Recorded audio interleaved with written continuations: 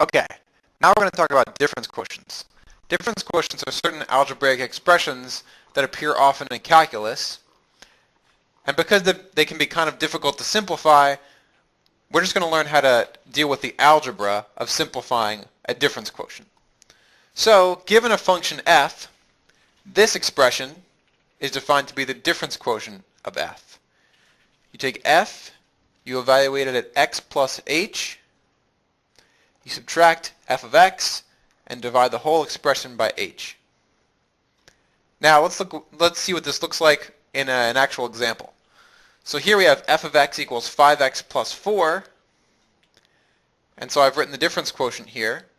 Remember, f of x plus h means you take f of x, and wherever you see x there, you replace it with x plus h. So that's what this portion is over here. 5x plus h. See, I've plugged x plus h in for x, plus 4, minus, here we have f of x, 5x plus 4, and everything's divided by h. And now I'm just going to simplify this expression.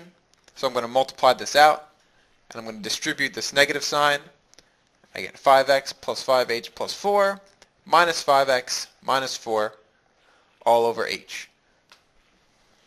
And so now we see that the 5x's cancel out, and the 4's cancel out, and we're left with just 5h over h, and here the h's cancel, and we just get 5. Now, if you remember about lines, we'll learn about lines later, but if you remember now that 5 is the slope of the line, you'll see that the difference quotient in this case gave you back the slope. And that's actually what calculus is sort of all about. Slope only makes sense for lines, but we're going to try to do something like slope for other functions, even when they're not lines.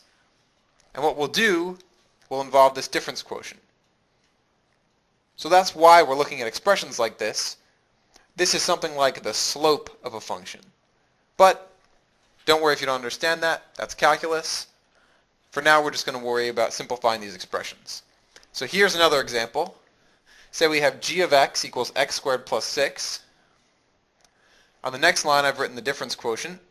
We have x plus h squared. See, I've replaced x with x plus h. That's this part of the difference quotient. Now over here, I have f of x, or sorry, g of x. And everything is divided by h. And now that I've set it up, I'm just going to simplify this expression. I'm going to multiply everything out. So here I've squared x plus h.